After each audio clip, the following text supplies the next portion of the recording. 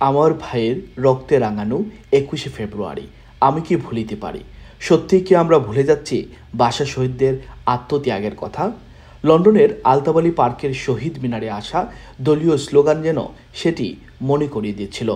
কারো কণ্ঠে ছিল না ভাষা শহীদদের প্রতি স্মৃতিচারণ করা কিংবা সেই আমার ভাইয়ের রক্তে রাঙানো 21শে ফেব্রুয়ারি প্রভাত ফেরির গানটি।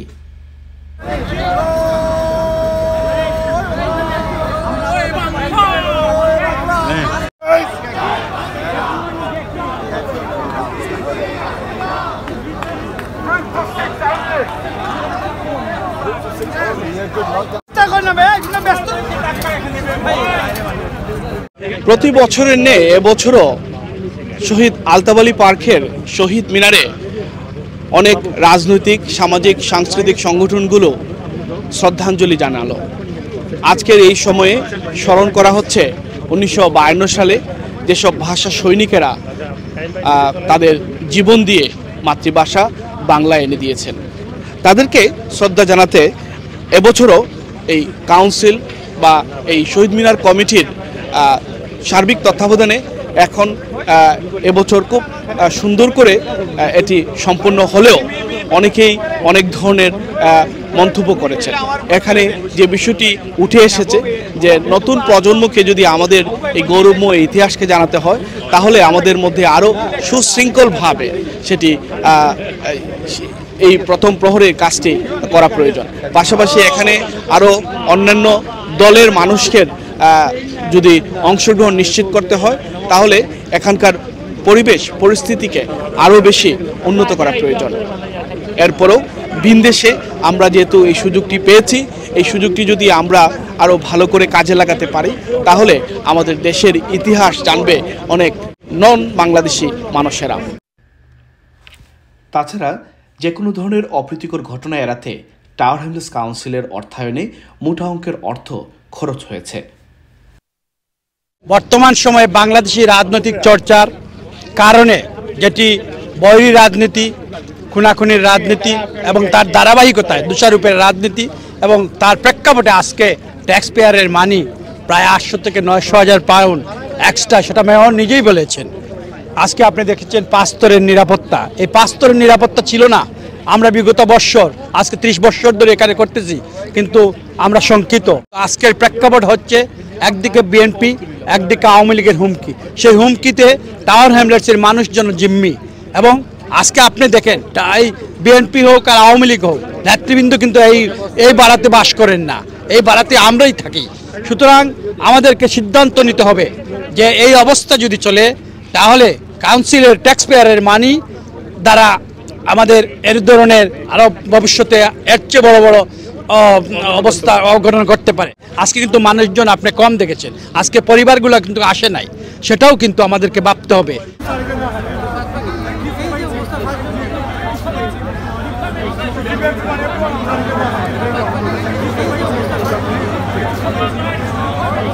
যে আশঙ্কা ছিল, মনে হচ্ছিল হয়তো মারামারি হতে পারে, পুলিশ অ্যারেস্ট করতে পারে, এরকম একটা সিচুয়েশন তৈরি করার মতো সিচুয়েশন হয়ে গিয়েছিল।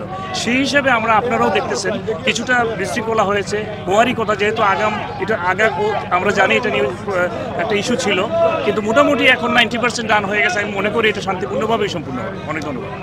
আমি মনে করি যে আগামী বছর এখানে শৃঙ্খলা ফিরে আসা উচিত। কখনো আলতাবালি পার্কে শহীদ মিনারে ফুল দিয়ে হুমকি, পাল্টা হুমকি, এটা কোনো সময় কাম্য না।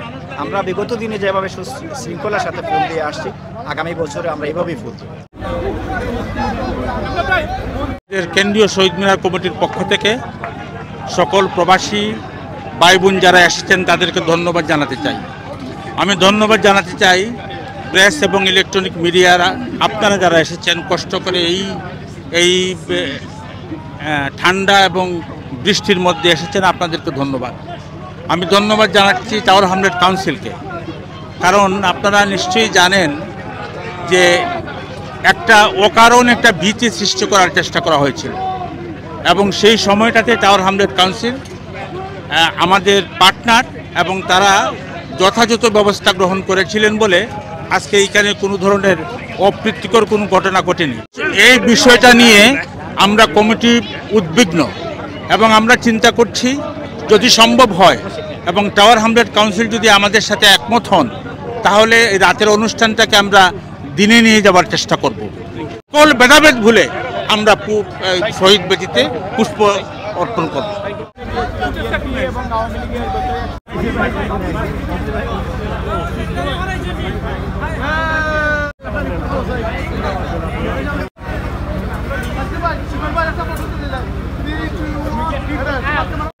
One group only.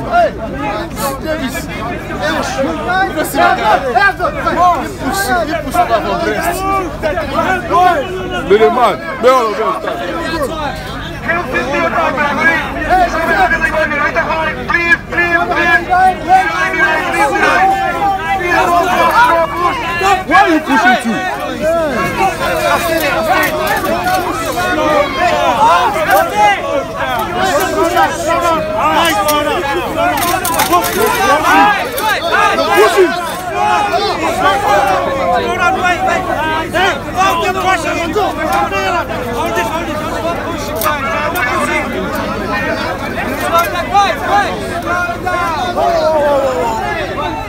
Hey, stop back.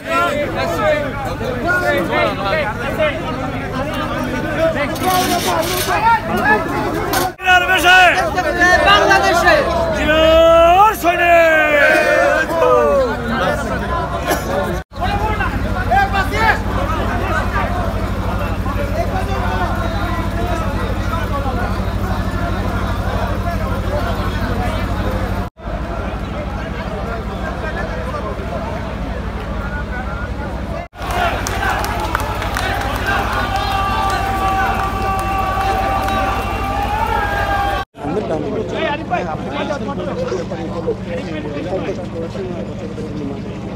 আমি এত কষ্ট করবো